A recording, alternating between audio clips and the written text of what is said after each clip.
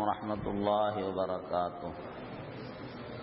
الحمد لله رب العالمين، الصلاة والسلام على سيد المرسلين وعلى آله وأصحابه الطيبين الطاهرين. أما بعد، قال الله سبحانه وتعالى في شأن حبيبه تشريفا وتعظيما: أعوذ بالله من الشيطان الرجيم، بسم الله الرحمن الرحيم. إن الله وملائكته يصلون على النبي يا أيها الذين آمنوا صلوا عليه وسلموا تسليما. اللهم صل على سيدنا وشفيعنا ومولانا محمد وعلى آل وأصحاب سيدنا ومولانا محمد وبارك وسلم. اللهم صل على سيدنا وشفيعنا ومولانا محمد وعلى آل وأصحاب سيدنا ومولانا محمد عدد كل ذرة 100,000 مرة. اللهم صل على سيدنا وشفيعنا ومولانا محمد وعلى آل وأصحاب سيدنا ومولانا محمد النبي الأمي الذي قرنت البركة بذاته ومحياه وتعطرت العوالم بطيب ذكره ورياه. إن أريد إلا الإصلاح ما استطعت وما توفيقي إلا بالله عليه توكلت وإليه أنيب. رب اشرح لي صدري ويسر لي أمري واحلل عقدة من لساني يفقهوا قولي. والله يقول الحق وهو يهدي السبيل. بزرگوں اور دوستوں، پروردگار عالم کا بے انتہا فضل اور احسان اور کرم ہے کہ اس نے ہم کو اپنے حبیب سردار عالم حضور اکرم صلی اللہ علیہ وسلم کی امت میں، آپ کے غلامی میں ہم سب کو پیدا فرمایا اور آپ کے غلام ہونے کا ہمیں فخر عطا فرمایا، الحمدللہ.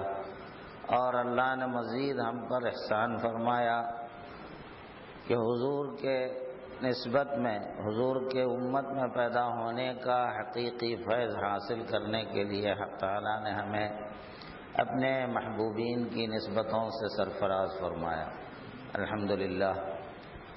اللہ کے حول و قوت سے آپ ہم جمع ہیں حضور اکرم صلی اللہ علیہ وسلم کی ولادت با سعادت کی خوشی منانے کے سلسلے میں، یعنی عید میلاد النبی کے عنوان پر آپ ہم جمع ہیں. بڑے ہی سعادت اور کامیاب ہیں جو حضور کے نام سے جمع ہوتے ہیں اللہ کی خاطر، اور اللہ اس کے حبیب کی نظروں میں، اللہ اس کے حبیب کی محبتوں میں سما جاتے ہیں.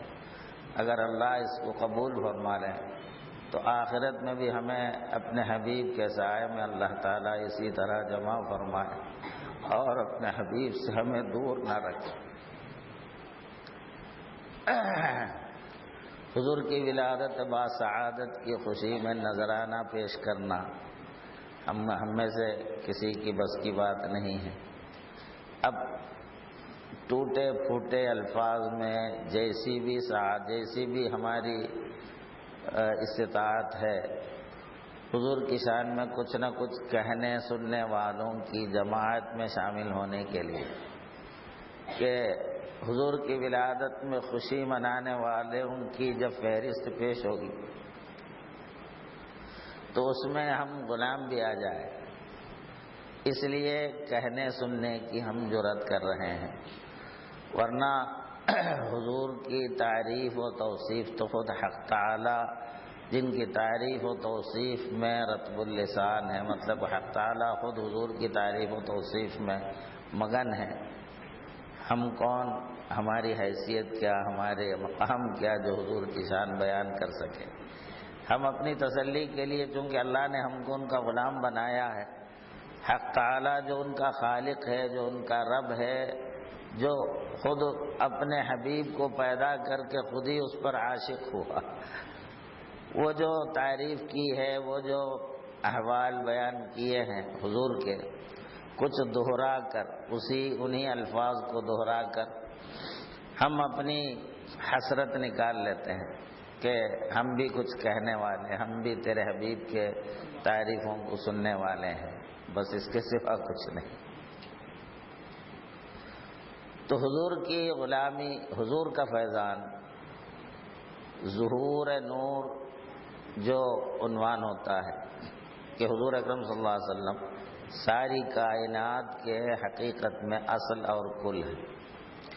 ساری کائنات کو اللہ نے آپ ہی کے وسیلے سے، آپ ہی کے واسطے سے، آپ کی ہی وجہ سے پیدا فرمایا، جس کو آپ ہم ہمیشہ سنتے ہیں، کوئی نئی بات نہیں ہے اہل سنت والجماعت کے لیے۔ بارہا اس مضمون کو ہم سنتے ہیں اور مرے دم تک سنتے رہیں گے، کیونکہ ہمارے لیے اس سے بڑھ کر پیارا مضمون کچھ اور نہیں۔ یہی سنتے رہنا ہمیں ہر ایک کی تمنا بھی ہے، آرزو بھی ہے۔ تو حضور اللہ تعالیٰ جو سرکار کے خالق ہیں، اپنی شان میں یہ ارشاد فرمایا الحمدللہ رب العالمین، سارے عالم کا اللہ رب ہے۔ اور اپنے حبیب کے بارے میں فرمایا وما ارسلناک الا رحمۃ للعالمین، سارے عالم کی ہم نے آپ کو صرف رحمت بنا کر ہی بھیجا ہے۔ تو سارے عالم کی آپ رحمت ہیں اور اللہ تعالی رب ہے۔ عالم کو اللہ کی ربوبیت کا فیض بواسطہ رحمت عالم کے حاصل ہوتا ہے، ملتا ہے۔ تو ہم تو عالم کے ایک ایک ذرات میں ہم بھی شامل ہیں، تو ہم جو موجود ہیں یہ حضور کے صدقے سے۔ تو حضور کا کرم ہم پر، بلکہ ہر شے پر یہ کہ کوئی بھی شے اس عالم میں اگر قائم ہے، باقی ہے، تو وہ صدقہ ہے محمد الرسول اللہ صلی اللہ علیہ وسلم۔ رحمت عالم کے صدقے میں عالم کو بقا ملتی ہے۔ اگر رحمت ہٹ جائے تو عالم ہلاک ہو جائے، عالم فنا ہو جائے۔ اللہ تعالیٰ نے خود ارشاد فرمایا اگر میں آپ کو نہ پیدا کرتا تو میں اپنی ربوبیت کو ظاہر ہی نہ کرتا۔ لولا کلمہ خلقت الافلاک، اگر آپ نہ ہوتے تو میں کائنات کو پیدا ہی نہ کرتا، نہ آسمان، نہ زمین، نہ سورج، کوئی چیز نہیں ہوتی۔ تو آپ ہم جو اس وقت ہیں، سانس لے رہے ہیں، وہ فی الحقیقت وہ صدقہ ہے نور محمدی صلی اللہ علیہ وسلم کا، جس کے کرم سے آج ہم زندہ ہیں، سانس لے رہے ہیں۔ تو اس طرح کی نعمت تو کائنات میں ہر ایک کو حاصل، چاہے وہ کیسے ہی کیوں نہ ہو۔ اللہ تعالیٰ نے پوری کائنات کو ہی قائم کیا ہے، بقا بخشی ہے حضور کے صدقے میں، حضور کے طفیل میں، حضور کے نور سے۔ اس لیے کہ رحمت کے بغیر عالم کا تصور نہیں ہو سکتا۔ یہ تو قرآن ہے، احادیث میں بھی اس کا مضمون بے کئی جگہ آئے ہیں۔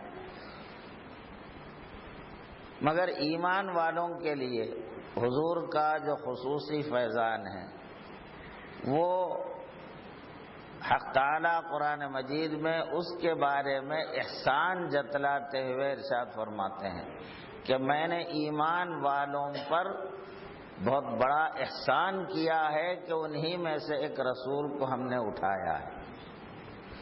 تو ایمان والوں پر، حالانکہ پوری کائنات آپ کی وجہ سے ہے، کائنات کا ذرہ ذرہ قائم اور باقی ہے تو حضور کے صدقے میں۔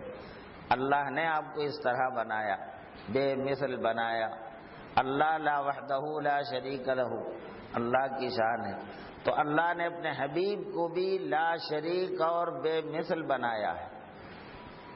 اللہ تعالیٰ بے مثل ہے، لا شریک ہے اپنے آپ سے، اور حضور اکرم صلی اللہ علیہ وسلم بے مثل لا شریک، اللہ نے آپ کو ایسا بنایا ہے۔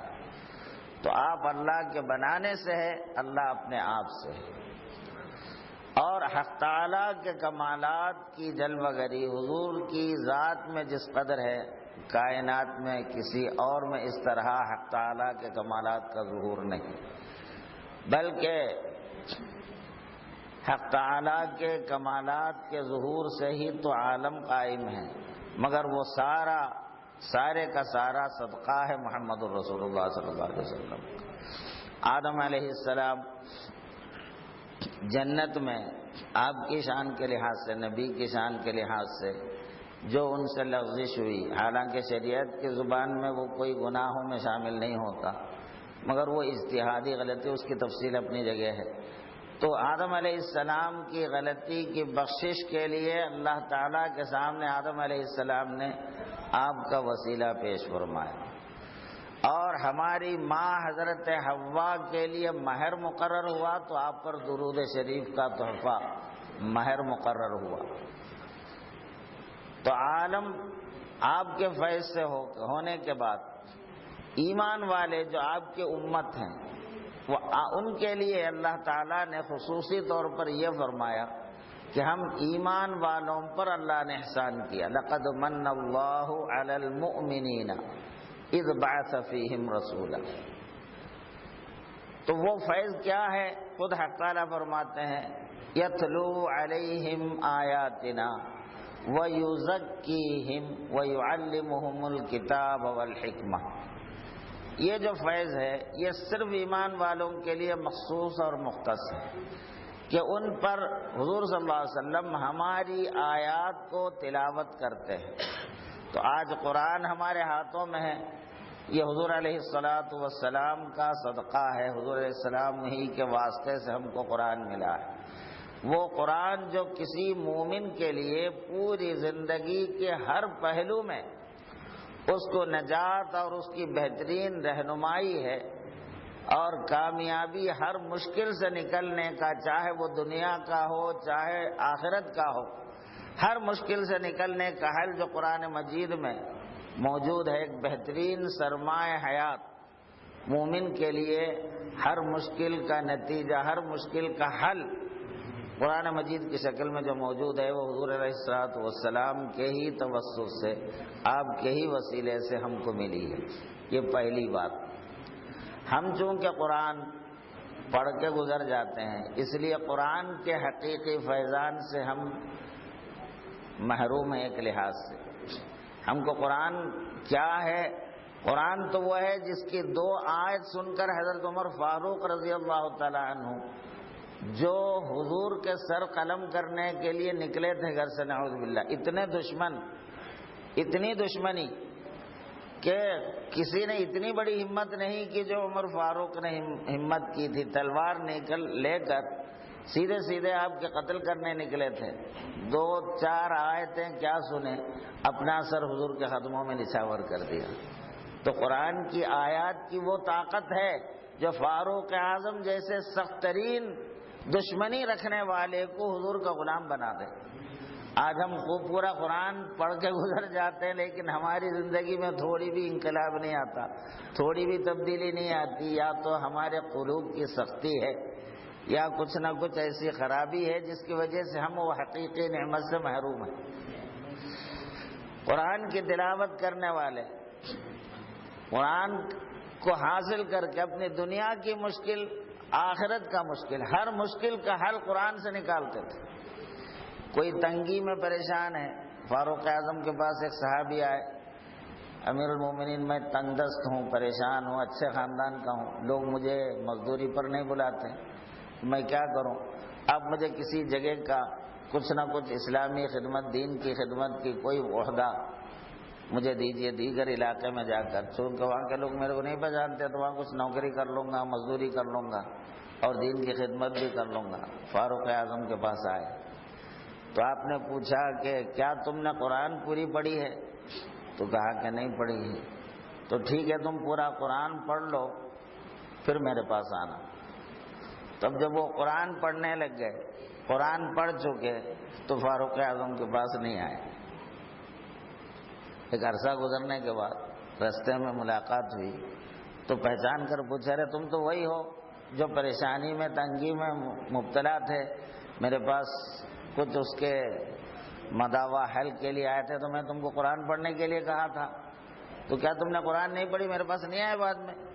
تو کہا کہ میں قرآن تو پڑھا، لیکن قرآن پڑھنے کے بعد اب مجھے آپ کی ضرورت نہیں رہی۔ تو پوچھا کیوں؟ ایک آیت ایسی ملی کہ میری دنیا و دین سارے مشکلوں کا حل مجھے مل گیا، اب مجھے کسی کی ضرورت نہیں رہی، اس لیے میں آپ کے پاس نہیں آیا۔ تو قرآن ایسا پڑھتے تھے صحابہ، ہم کیا پڑھتے؟ ہم تو مشکل ہوا، مصیبت ہوئی تو ادھر ادھر بھٹکتے رہتے، قرآن میں تلاشی نہیں کرتے، قرآن میں تو ڈھونڈنا ہمارے کو آتا ہی نہیں ہے۔ تو قرآن اس طرح، قرآن وہ نعمت ہے کہ ایک مومن کے لیے پوری زندگی کے ہر دکھ ہر درد کا حل ہے۔ وہ بیماریوں میں شفا، قلبی جسمی بیماریوں میں، قلبی بیماریوں کا، روحانی بیماریوں کا، ہر بیماری کی اس میں شفا ہے، اور ہر تکلیف کا اس میں مداوا ہے۔ تو وہ قرآن ہمیں ملا تو حضور کے صدقے میں، اس لیے قرآن میں خود حق تعالیٰ وَنُنَزِّلُ مِنَ الْقُرْآنِ مَا هُوَ شِفَاءٌ وَرَحْمَةٌ لِّلْمُؤْمِنِينَ، ہم نے قرآن نازل کیا ہے، جو کچھ اس میں ہے وہ شفا ہے اور رحمت ہے یقین رکھنے والوں کے لیے، ایمان والوں کے لیے۔ اور وَلَا يَزِيدُ الظَّالِمِينَ إِلَّا خَسَارًا، ظلم کرنے والے، بے یقینی کی کیفیت میں رہنے والے، ان کے لیے قرآن سے نقصان کے سوا کچھ بھی اضافہ نہیں ہوتا۔ تو قرآن سے فائدہ اٹھانے والے مومن ہوتے ہیں، اور قرآن سے نقصان اٹھانے والے ظالم ہوتے ہیں، یہ قرآن کا فیصلہ ہے۔ تو یہ تو ہوا قرآن کی بات۔ اس کے بعد حق تعالیٰ فرماتے ہیں وَيُزَكِّيهِمْ، میرے حبیب ان کو پاک کرتے ہیں۔ تو حضور اکرم صلی اللہ علیہ وسلم نے صحابہ کو، ان کے جسم کو، ان کے قلب کو، ان کی روح کو پاکیزگی بخشی، ایسی پاکیزگی، ایسی صفائی کہ وہ اپنے انفس میں حق تعالیٰ کا دیدار کر لیتے تھے۔ اتنی پاکیزگی حضور کے صدقے میں صحابہ کو ملی۔ باطن اتنا پاک ہو جائے کہ ہمارے باطن میں خود اپنے مالک کی تجلی ہمیں نظر آنے لگ جائے، اتنی پاکیز۔ جیسے دیوار پر، ہم دیوار کے سامنے جاتے ہیں تو ہمارا چہرہ دیوار پر بھی پڑتا ہے، اس کا ہمارا چہرے کا عکس، لیکن دیوار پر ہم کو ہمارا چہرہ نظر نہیں آتا۔ وہی آپ آئینے کے سامنے جاؤ تو آپ کو آپ کے چہرے کو نہ پلٹا کے دکھا دیتا ہے۔ تو گلاس دو قسم کے ہوتے ہیں، ایک گلاس تو وہ ہے جو آدمی کی صورت کو پار کر دیتا ہے، گزار دیتا ہے، پلٹا کے نہیں دکھاتا۔ پلٹا کے دکھانے والا آئینہ الگ ہوتا ہے، پلٹا کے نہ دکھانے والا آئینہ یا گلاس وہ الگ ہوتا ہے۔ دونوں میں فرق کیا ہوتا ہے؟ اس کے باطن میں نورا لگا دیا جاتا ہے۔ وہ آئینہ جو آپ کی صورت کو پلٹا کے دکھایا جاتا ہے، نورا اس کے پیچھے لگا دیا جاتا ہے۔ وہ نورا جو لگا جانے کی وجہ سے اس میں کیفیت پیدا ہوتی کہ سامنے آنے والی صورت کو آر پار نہیں کر کے پلٹا کے پیش کر دیتے۔ تو اسی طرح حضور اکرم صلی اللہ علیہ وسلم کی تزکیہ، حضور صلی اللہ علیہ وسلم کے ذریعے سے، نور کے واسطے سے جو پاکیزگی ہمارے باطن کو ملے، قلب مومن کے پیچھے نور محمدی کی چمک اگر آ جائے تو مولا عالم کی تجلی پلٹا کے دکھانے کے قابل بن جاتا ہے۔ جیسے ابھی اللہ والوں کے کلام میں سے میں ہوں آئینہ اس کا، وہ ہے میرا آئینہ۔ تو آئینہ حق تعالیٰ کا بن جانا اور حق تعالیٰ کو اپنا آئینہ دیکھ سکنا، یہ باطن میں یہ کیفیت آتی ہے محمد رسول اللہ کے صدقے میں، اور یہ ملتا ہے صرف ایمان والوں۔ اور یہ جو فیض ہے، سارے عالم جو حضور کی نسبت سے زندہ ہیں، قائم ہیں، موجود ہیں، صحت مند ہے، کھا رہے ہیں، پی رہے ہیں، جو بھی ہے، یہ سارے کا سارا چونکہ عارضی ہے، موقتی ہے، اس لیے اللہ تعالیٰ نے اتنی بڑی نعمت کو احسان کے طور پر نہیں کہا۔ ایمان والوں پر حضور کی نعمت کو احسان کہا، اس لیے کہ یہ جو احسان ہے یہ دائمی اور ابدی ہے، ہمیشہ کا ہے، یہ چند دن کا نہیں ہے۔ اگر یہاں کوئی صحت مند ہے تو کتنے دن، کوئی زندہ ہے تو کتنا دن، کوئی کروڑ پتی ہے تو کتنے دن، مگر حضور کے صدقے میں جس کو قرآن پاک مل جائے، جس کے باطن پاک ہو جائے، شرک اور کفر اور نفاق، ارتداد کی گندگی سے جس کا باطن پاک ہو جائے، تو اس کو جو زندگی ملتی ہے، اس کو جو عیش ملتا ہے، اس کو جو سکون و آرام ملتا ہے، وہ دنیا کا بھی ہے اور آخرت کا بھی۔ قبر بھی اس کا اجالا، اس کی روشنی سے خود اس کی قبر منور ہو جائے گی، اس کو باہر سے کرنٹ لیٹ لے جانا نہیں پڑتا اس کے قبر میں، خود اس کے اندر کے نور ایمانی جو فیضان محمدی کی شکل میں اس کے باطن میں ہے وہ اس کی قبر کو چمکا دے گا۔ اور اس کے میدان حشر میں پل صراط کا پار ہو جانا اس کو اتنا ہلکا اور وزن کر دیتا ہے وہ باطنی نور کہ پل صراط پر سے وہ پلک جھپکتے ہی بجلی کی طرح گزر جانے کے قابل بن جاتا ہے، ورنہ وزنی کثافت کی وجہ سے وزنی ہو کر وہیں رڑ کے گر جانے والا ہوتا، اللہ محفوظ رکھے۔ تو یہ سارا فیضان مصطفیٰ ہے جو مومنین کے لیے خاص، یزکیہم۔ تو یزکیہم میں ظاہری پاکیزگی بھی ہے، نجاستوں سے پاک ہونے کا طریقہ ہم نے حضور سے سیکھا، غسل کا طریقہ، وضو کا طریقہ، طہارت حاصل کرنے کا طریقہ۔ یہ آج اگر کوئی پاک ہے، اگر کوئی شخص پانی نہاتا ہے شریعت کے لحاظ سے، اللہ کی نظر میں اگر کوئی 7 سمندر میں ڈبکیاں لگائے بھی تو پاک نہیں ہوتا، لیکن حضور کے بتائے ہوئے شرائط کے مطابق صرف پورے جسم پر پانی ڈال لیا، جو شرط محمد رسول اللہ نے سکھائی ہے، ان احکامات کے تحت خالی پورے جسم پہ پانی بہایا تو اللہ تعالیٰ اس کو پاک کر دیتا ہے۔ تو پاکیزگی ملتی ہے حضور کے ارشادات کی وجہ سے۔ اگر کوئی صرف پانی نہا لینے سے پاکیزگی نہیں حاصل ہو جاتی، پانی تو ہر کوئی نہاتا ہے، لیکن پانی نہانے کے شرائط ہیں۔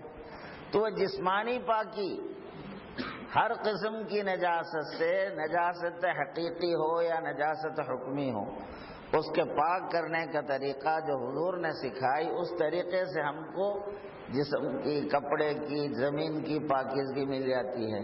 تو ہم صرف ایک جسم کا نام تھوڑا ہی ہے، ہم کو جسم سے ہٹ کر ہمارا قلب بھی ہے، پھر اس کے آگے ہماری روح ہے، اس کے آگے ہمارا باطن ہے، ہمارا سر ہے۔ تو جسم کے بعد جسم کی پاکیزگی اگر مکمل کسی کو حاصل ہو تو یہ پاکیزگی گناہوں سے بچنے کے ذریعے، احکامات الہی پر عمل کرنے کے ذریعے، اور نجاست احکامات الہی یعنی حضور صلی اللہ علیہ وسلم کے اور اللہ کے جو جو احکام ہیں، جو جو ارشاد ہے، اس پر عمل کرنے کے ذریعے یہ جسم کی پاکی اگر کسی کو حاصل ہوا تو وہ جنت کا قابل بن جاتا ہے۔ جہنم سے، جہنم میں جلا کے اس کو پاک کرنے کی ضرورت نہیں پڑتی، اب وہ جنت کے لائق بن جاتا ہے۔ اب اس کے بعد آگے باطن کی پاکیزگی جو صحابہ نے حضور سے حاصل کی، اس پاکی کی وجہ سے وہ بندہ اللہ کے قریب رہنے کے لائق بنتا ہے، اللہ کے قرب کے قابل بنتا ہے، پھر اس کے بعد حق تعالیٰ سے وصال کا قابل بنتا ہے۔ تو یہ ساری نعمتیں ملتی ہیں پاکیزگی کی وجہ سے۔ پھر حضور اکرم صلی اللہ علیہ وسلم ان کو کتاب کا علم دیتے ہیں، وَيُعَلِّمُهُمُ الْكِتَابَ وَالْحِكْمَةَ، پھر حکمت بھی سکھاتے ہیں، اور فرماتے ہیں اور اتنا ہی نہیں، کتاب تو قرآن کی تعلیم ہے جو حضور سے ملتی ہے، اس سے ہٹ کر حضور صلی اللہ علیہ وسلم حکمت، بندہ اور خدا کے بیچ میں، درمیان میں رشتوں کی جو جو حکمتیں ہیں، جو راز ہیں، وہ حکمت حضور سکھاتے ہیں، اور فرماتا وَيُعَلِّمُكُم مَّا لَمْ تَكُونُوا تَعْلَمُونَ، وہ سب سکھاتے ہیں جو تم تو جانتے بھی نہیں تھے۔ بالا عالم بالا کی باتوں کی ہمیں کیا خبر ہو سکتی ہے، الہی اسرار کے ہمیں کیا خبر ہو سکتی ہے۔ تو یہ سارے کا سارا صدقہ ہے محمد رسول اللہ کا جو اس امت کو حاصل کرنا ہے۔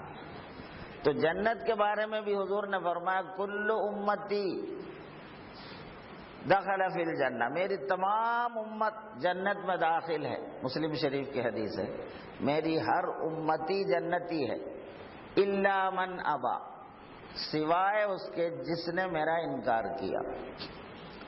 تو صحابہ نے پوچھا یا رسول اللہ آپ کا انکار کون کرتا ہے؟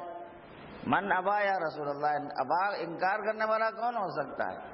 آپ نے فرمایا من اطاعنی فقد دخل الجنہ، جس نے میری اطاعت کی وہ جنت میں داخل ہو گیا، اور جو میری نافرمانی کی وہ میرا انکار کرنے والا ہے اور وہ جہنمی ہے۔ تو معلوم ہوا حضور کے امتی ہونے کے لیے اور جنتی ہونے کے لیے سچے دل سے خلوص دل سے حضور اکرم صلی اللہ علیہ وسلم کی غلامی یعنی فرما برداری، آپ کے ہر حکم کی فرما برداری کرنے کا عزم کر لینا چاہیے۔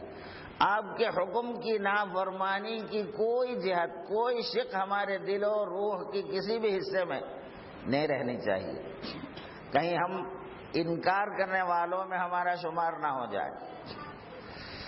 تو ایمان والوں کو جو اللہ نے احسان کیا ہے، آج کل موجودہ دور میں حضور صلی اللہ علیہ وسلم کے زمانے حیات سے دور ہو کر اس زمانے کے مسلمان ان حقیقی نعمتوں سے بھی بہت دور ہو چکا ہے۔ ہمیں غور کرنا چاہیے۔ ہم صرف یہ تو بہترین جذبہ ہے کہ حضور کے نام پر ہم جمع ہو جاتے ہیں، حضور کی تعریف و توصیف سننا ہمارے لیے خوشی اور سکون کا باعث ہے، تو یہ بھی ایمان ہی کی علامت ہوتی ہے، آپ سے محبت کی علامت ہوتی ہے۔ لیکن ساتھ ساتھ ہم میں جو کمی ہے، کمزوری ہے، جو ہمارا دشمن جس سے استفادہ کرتا ہے، وہ یہ ہے کہ حضور سے جو حقیقی نعمت ہمیں ملنی چاہیے اس کو حاصل کرنے کے راستے میں ہم کوتاہی برت لیتے ہیں۔ ہم اپنے نفس کی باتیں سننے، نفس کی غلامی سے بچنے نہیں پاتے۔ ہم غلام نفس زیادہ ہیں، غلام مصطفیٰ کم ہیں تو ضرور رسول اللہ صلی اللہ علیہ وسلم کے غلام ہیں، لیکن پورے نہیں، بہت کچھ ہم نفس کے غلام ہیں۔ جو ہم کو ہمارا نفس کہتا ہے، ہمارے کو طبیعت نہیں چاہتی، رہنے دو، دیکھیں گے، پھر دیکھیں گے، آگے دیکھیں گے، ایسا یہ نفس اور شیطان ہم کو لے جا کے پورے گڑھے میں اتار دیتے ہو۔ جو حقیقی نعمتیں ہمیں حاصل ہونا چاہیے، اللہ سے ہمارا رشتہ مستحکم رہے، اللہ سے ہمارا تعلق مضبوط رہے۔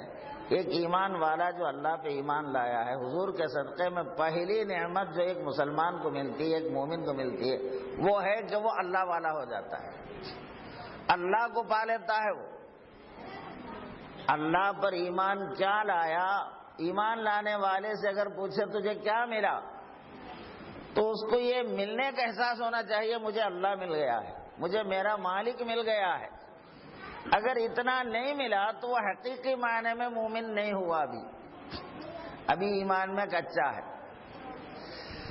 تو اب جس قدر ہم کو اللہ تعالیٰ سے اپنے تعلق کی مضبوطی کا ادراک ہو جائے، اسی قدر ہم اس نعمت سے سرفراز ہونے والے، مالا مال ہونے والے۔ تو اس لیے ایمان والوں پر جو اللہ کا احسان ہے حضور علیہ السلام کے وسیلے سے، وہ فیضان، وہ نعمت دائمی اور ہمیشہ کا ہے، صرف دنیا کا نہیں، صرف آخرت کا بھی نہیں۔ ایک ایمان والے کو آخرت میں تو اس کی کامیابی کی ضمانت ہی ایمان ہے، ایمان کے بغیر تو کامیابی ہی ناممکن وہاں۔ مگر یہاں دنیا میں ایمان والے کو ہر مشکل کا حل اللہ تعالیٰ کی ذات کی صورت میں اسے مل جاتا ہے۔ اللہ تعالیٰ سے جو اس کا تعلق قائم ہو جاتا ہے، اس کو جو اللہ سے رشتہ قائم ہو جاتا ہے، تو انہیں بولتا ہے مجھے ساری مشکلوں کا حل مل گیا، ساری تکلیفوں کا درما، تمام مصیبتوں سے نجات کا اصل ذریعہ وہ مجھے مل گیا۔ اب انہیں بھٹکتے نہیں رہتا، ایک در کا ہو گیا ہے۔ اب ایک در جو اسے مل گیا محمد رسول اللہ کے طفیل میں، بس اب اس کے بعد اس کو کسی اور در پہ بھٹکنے کی ضرورت نہیں پیش آتی۔ ہم کو مشکلوں میں ادھر بھٹکنا، ادھر بھٹکنا، وہاں بھاگو، یہاں بھاگو، یہ جو پریشانی لگتی ہے، ہم ایک در کے صحیح نہیں ہونے کا نتیجہ ہے۔ ہم محمد الرسول اللہ کے واسطے سے دربار خداوندی کے حقیقی معنی میں اگر ہو چکے ہوتے تو ہم کو کہیں اور بھٹکنے کی ضرورت ہی نہیں پیش آتی۔ ایک سجدہ بندہ دل و جان سے کیا کر لیا، اللہ کے آگے اپنا سر کیا جھکایا، اب اس کا سر پوری کائنات سے بلند ہو جاتا ہے، کہیں اب اس کا سر نہیں جھکتا۔ ہم اللہ کا سجدہ کرتے ہیں، کسی مخلوق کا سجدہ نہیں کرتے۔ جیسا یہ نعمت ایمان کے ذریعے، نماز کے ذریعے مومن کو مل جاتا ہے، اور جس کا سر اللہ کے آگے نہیں جھکتا پابندی کے ساتھ، صحیح معنوں میں اس کا سر آخرت میں کچلا ہی جاتا رہتا ہے. اس طرح اسے عذاب دیا جاتا ہے کہ اس کے سر وزنی پتھروں سے کچل دیا جاتا ہے، پھر اس کا سر سلامت ہو جاتا ہے، پھر کچلا جاتا ہے. حضور صلی اللہ علیہ وسلم نے معراج میں وہ منظر دیکھا تو جبرائیل علیہ السلام سے پوچھا کہ یہ سر کچلے جا رہے ہیں بار بار اور پھر سیدھے ہو جاتے ہیں، پھر کچلے جاتے ہیں، یہ تکلیف ان کو کیوں ہے؟ تو ان کا سر اپنے مولا کے آگے صحیح معنوں میں پابندی کے ساتھ نہیں جھکتا، تو اس کی سزا یہ ہمیشہ ان کا سر کچلا ہی جاتا رہے. تو نماز میں جو چوری کرتے ہیں، فجر نہیں پڑھتے عصر پڑھ لیتے ہیں، ظہر پڑھ لیتے ہیں، فجر میں چوری کر لیتے ہیں تو نماز چوری، تو اس کا نتیجہ یہ بھگتنا پڑتا ہے. اللہ ہم سب کی حفاظت کرے. حضور نے بچنے کی تعلیم ہمیں دی ہے، ہم حضور کی بھی پرواہ نہیں کرتے نہ اللہ کی پرواہ کرتے، نفس کی سنتے. نفس کی پرواہ اتنا زیادہ کہ نہ اللہ کا پرواہ نہ رسول کا پرواہ، اڑ کر سو جاتے فجر کے خود. یہ ہماری طبیعت ہے. اب بہانہ بنا لیتے دیر سے سوئے ہم کیا کرتے، تو کیا تم دیر سے سو کہ اللہ پہ احسان کرے، رسول پہ احسان کرے؟ اپنی نفس کی غلامی جو تم کر رہے ہو کس پہ احسان کر رہے ہیں؟ تو نفس کی خواہشات کے ہم زیادہ غلام ہیں، اللہ کے ہم صحیح معنوں میں غلام نہیں. ہمارے دل میں اللہ کی، اس کے رسول کی اہمیت جتنی ہونی ہے وہ نہیں ہے. ہم میلاد منا لیتے ہیں وقتی طور پر، وقتی طور پر خوشیاں منا لیتے، نعرے لگا دیتے، لیکن زندگی بھر حضور کی غلامی میں رہنے کا جو حق ہے اس میں ہم بڑی کوتاہی کرتے ہیں، جس کی وجہ سے آج ہم اللہ تعالیٰ کی حقیقی نصرتوں سے محروم، بے چینی کے شکار، مشکلات زندگی میں، پریشانیاں یہاں پر، قبر میں کیا ہونے والا ہو تو آگے جا کے دیکھنا. تو اس لیے الا من ابا جو حضور نے فرمایا، وہ زمرے میں ہم اپنے اعمال کے ذریعے شامل ہوتے ہیں. پہلے اس سے بچنا ہے، الا من ابا سے بچنا ہے، حقیقی معنی میں مطیع فرما بردار بن جانا ہے رسول اللہ صلی اللہ علیہ وسلم کا ہر حکم میں. حضور کے کسی حکم میں کوئی کوتاہی، صرف ایک داڑھی رکھنا ہی نہیں، داڑھی بھی حضور کے حکم میں سے ہے. لباس ہی نہیں مگر لباس بھی سنتوں میں سے ہے. ہر معاملے میں حضور کے ہر حکم کی فرما برداری ایک مومن کی پہلی ذمہ داری ہے، تاکہ وہ منکر نہ بنے، فرما برداروں میں اس کا شمولیت رہے. کچھ سنے کچھ نہیں مانے، کچھ مانتے ہیں کچھ نہیں مانتے ہیں، تو کیسی بات ہے؟ اس کے بعد باطن کی پاکیزگی جو حضور سے ملتی ہے، یہ تو ظاہر کا معاملہ، پھر اس کے بعد باطن کا معاملہ ہوتا ہے. تو ان نعمتوں کی وجہ سے ہم کو حقیقی اور ابدی سکون اور خوشی ملتی ہے.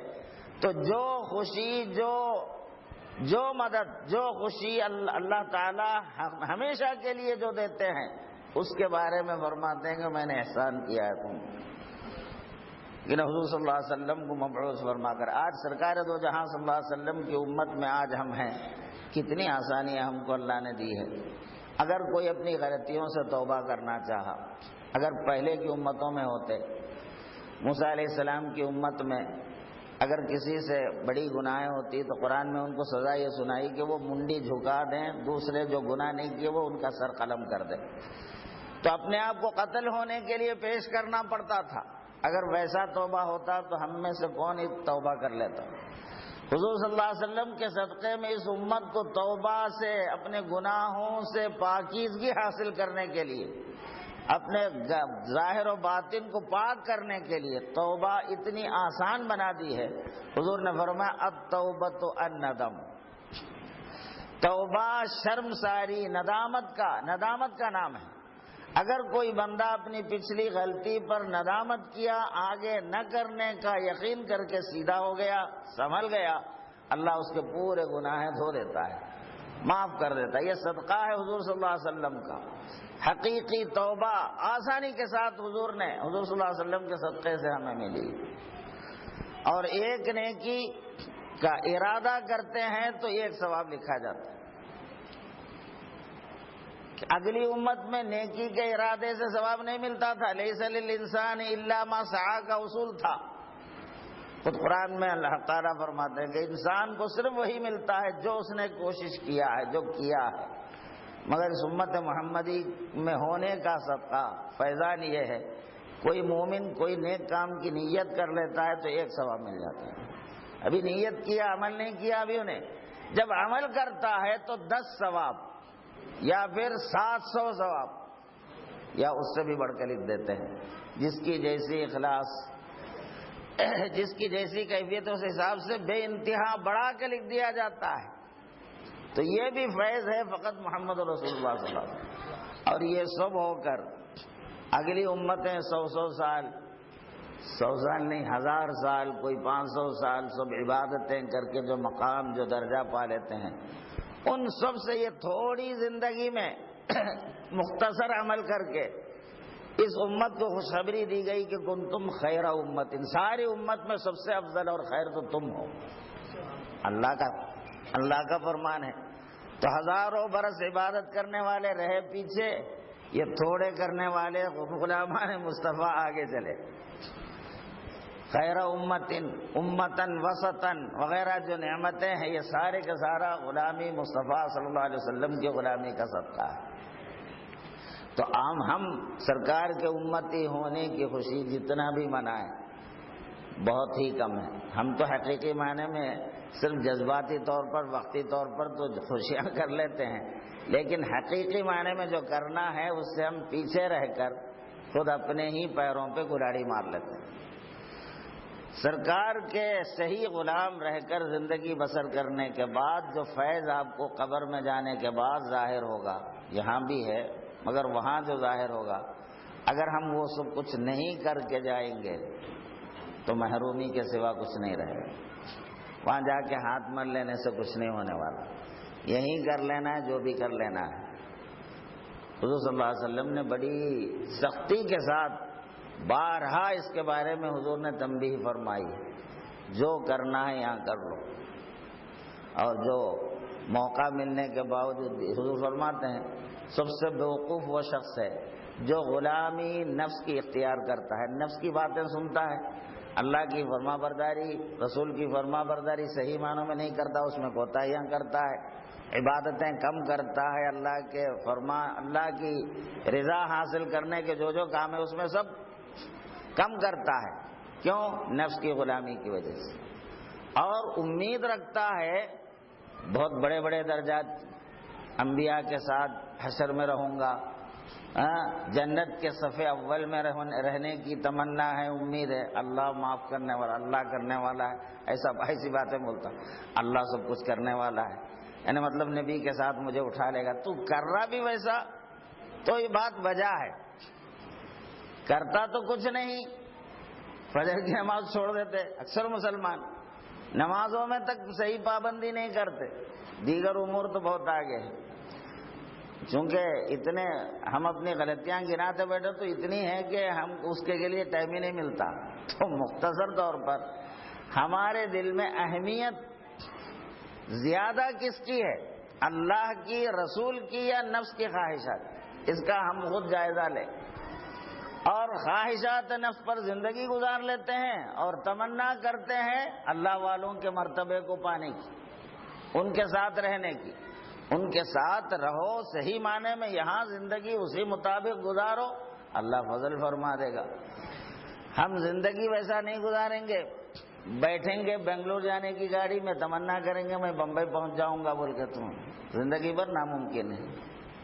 آگے جا کے اتریں گے بنگلور پہ جا کے میں بمبئی تو پہنچا ہی نہیں، اب پریشان، اب کیا کرتے، اب جو دیکھو۔ تو اس لیے ہماری ذمہ داری ہے کہ حضور اکرم صلی اللہ علیہ وسلم کے صدقے میں جو نعمتیں اللہ نے کسی بھی امت کو جو نہیں دی ہیں، جو ہم کو ملتی ہیں، یہ تو عام دنوں کی بات، روزانہ اللہ تعالیٰ اس امت کے درجات کو، ثواب کو بڑھانے کے لیے شب قدر عطا فرمائے، جس میں ایک رات عمل کرنے والا گویا 72 سال 82 سال یعنی ہزاروں مہینوں سے بھی زیادہ عمل کرنے کے والے کے برابر ہو جاتا ہے۔ خیر من الف شہر۔ اور شب برات کو فضیلت دی، جمعے کو فضیلت دی، تو اب شب برات وغیرہ میں ہم جو فضیلت سنتے ہیں احادیث شریف میں کہ اللہ تعالیٰ آسمان دنیا پر جلوگر ہوتے ہیں، خصوصی طور پر مومنین کی جانب متوجہ ہوتے ہیں اور اعلان کرتے ہیں ہے کوئی مجھ سے مانگنے والا مجھ سے مانگے، تو حضور کے صدقے میں یہ کیفیت، شب قدر کو شب برات وغیرہ میں تو پوری رات ہوتی ہے، لیکن حضور کے صدقے میں اس امت کو یہ نعمت ہر رات میں آدھی رات گزرنے کے بعد یہی کیفیت ہر رات میں نصیب ہوتی ہے، مگر کون اس کی قدر کرنے والا ہے؟ آدھی رات کے بعد اٹھ کے تہجد پڑھ کے دعا کرنا تو سعادت ہے، یعنی رویا ہر رات میں یہ نعمت ملتی ہے، شب برات والی بات، شب قدر والی بات، مطلب اللہ دعائیں سننے کے لیے ہمتن متوجہ ہو جاتا ہے آدھی رات کے بعد روزانہ۔ کون قدر کرتا ہے؟ ارے رات کو اٹھنا تو دور کی بات ہے، فجر کو نہیں اٹھتے، فجر کی نماز غائب کر دیتے ہیں۔ پھر ہم نعرے وغیرہ لگانے میں، سمجھے نہیں، میلاد پڑھنے میں، یہ سب میں آگے رہتے، سلام پڑھتے کھڑے رہ کے جھوم جھوم کے پڑھتے مگر فجر نہیں پڑھتے۔ کیا حاصل؟ اپنے آپ کو ہلاک کرنے کے لیے نفس کی غلامی میں ہم آ گئے، اور کچھ عمل نیکی کا تو شیطان ہم کو دھوکے میں رکھا ہے۔ اس طرح شیطان کی باتوں میں تو جلدی آ جاتے ہیں، نفس کی باتوں میں جلدی آ جاتے ہیں، اللہ کے رسول کی نہیں سنتے، اللہ کی نہیں سنتے، کیسا ہوگا؟ تو بہرحال کہنے کا مطلب یہ ہے کہ دیگر علماء سے آپ بیانات سنتے ہیں، میلاد کے دنوں میں، میلاد کے جلسے میں ایسا بیان کرنے والا تو آپ کہیں بھی نہیں سنے ہوں گے یہ دھمکیاں دینے والا، سمجھے نہیں، اپنی کوتاہیاں بتانے کا بیان۔ میلاد کے دنوں میں مفت میں جنتی بنانے کے بیانات سنتے ہیں، تم سب جنتی ہو کیونکہ تم رسول کے چاہنے والے ہو، نعرے تکبیر، نعرے رسالت، فلک شگاف نعرے لگا کے بڑے خوش خوش چلے آتے، سمجھے نہیں ابھی یہ کون سنتا مگر اللہ کی توفیق ہے، وہ تو خوش فہمی میں مبتلا کرنے والے بیانوں سے قبر میں جانے کے بعد آپ کو سمجھ میں آ جائے گا کہ وہ خوش فہمی والی باتیں کہاں تھی اور حقیقت کیا ہے۔ وَبَدَا لَهُمْ سَيِّئَاتِ مَا عَمِلُوا وَبَدَا لَهُمْ مَا كَانُوا يَحْتَسِبُونَ۔ اللہ محفوظ رکھے، قرآن کی وہ آیت پڑھنے کے بعد تو دل دہلانے والی بات ہے کہ ان پر حشر میں، قبر میں وہ بات کھل جائے گی، وہ بات ان کے سامنے آ جائے گی جس کا وہ تو کبھی گمان بھی نہیں رکھتے تھے، کیونکہ ان کے کرتوتوں کی سزا جو انہیں ملنے والی ہے وہ جب سامنے آئے گی تو ان کو اتنا افسوس ہوگا، ارے ہم تو سوچے بھی نہیں تھے کہ ہمارا یہ ہونے والا ہے۔ تو ایسے انجام کو کہیں ہم نہ پہنچ جائے۔ وَبَدَا لَهُمْ مَا كَانُوا يَحْتَسِبُونَ، کہ وہ جو گمان نہیں رکھتے تھے وہ بات ان کے سامنے کھل جائے گی۔ ہماری امید، ہماری تمنا تو یہ تھی، ہم جو پروگرام بنا رہے تھے، ہم جو سوچتے تھے، ارے ہم تو سرکار کے ساتھ اٹھیں گے، ہم تو غوث پاک کے ساتھ ہوں گے، مگر ہوا یہ کہ فرعون کے ساتھ اٹھنے کی نوبت آ گئی، نمرود کے ساتھ، ابا جہل کے ساتھ، یا غلامان نفس جو نفس کے غلام تھے ان کے ساتھ اٹھنے کی نوبت آ گئی، تو اب کیا ہوگا اندازہ کرو آپ۔ غوث پاک کے ساتھ اٹھنے کے لیے، خواجہ کے ساتھ اٹھنے کے لیے، سرکار کے ساتھ جمع ہونے کے لیے حقیقی معنی میں متقی بن کر جینا کمپلسری ضروری ہے، اس کے بغیر یہ چیزیں ہوتی ہی نہیں ہیں۔ کھلی کھلی بات، کھری کھری بات، اس کو اچھی طرح ہم کو اپنے گھاٹ میں مان لینا چاہیے، ورنہ یہ تعلیمات کا مطلب کیا ہے؟ حضور کے اتنے احادیث شریفہ، حضور کے ارشادات کا مطلب کیا ہے؟ ایسے ہی علی دولہ کھیل لے کے جنتی ہو جاتے تو پھر یہ سب کیا ضرورت تھی؟ قرآن مجید کی کیا ضرورت تھی؟ سرکار کی اتنی تعلیمات کی کیا ضرورت تھی؟ صحابہ کی کیفیتیں، اولیاء کرام کی سیرتیں پڑھو تو وہ سب پاگل تھے کیا؟ نعوذ باللہ من ذالک، اور ہم ہوشیار ہیں کہ کچھ نہیں کر کے چھٹنے والے ہیں، ایسا ممکن ہے؟ صحابہ، اولیاء کرام، وہ جتنے جو محن نفس کے خلاف لڑتے تھے، اپنی پوری زندگی اللہ کی مرضی اور منشا پہ لگانے میں دن رات ایک کرنے والے، وہ کیا سب پاگل تھے کیا؟ وہ ہم صحیح ہیں؟ ذرا پلٹ کے تو سوچو ہم اپنے احوال کی طرف۔ تو بہرحال اللہ نے ہم پر یہ احسان ضرور کیا ہے کہ ہم غلام مصطفیٰ ہیں، اور اس کی وجہ سے ہم کو بے انتہا فائدے بھی ہیں، ہماری چھوٹی چھوٹی نیکیاں بے انتہا ہو جاتی ہیں، اور حشر میں، میدان حشر میں ساری امت سے زیادہ فضیلت والے، سب سے پہلے جنت میں جانے والے، سب سے زیادہ درجات پانے والے یہی امت ہوگی۔ مگر امت ہونا، امت میں رہنے کے جو شرائط ہیں، جو کنڈیشنز ہیں، اس کو پورا کرنے میں ہمیں کوتاہی بھی نہیں کرنی چاہیے۔ اللہ سے دعا ہے، کیونکہ وقت ہو گیا، اذان کا وقت قریب ہے، اللہ نے جو توفیق دی مجھے کہنے کی، میں نے کہہ دیا۔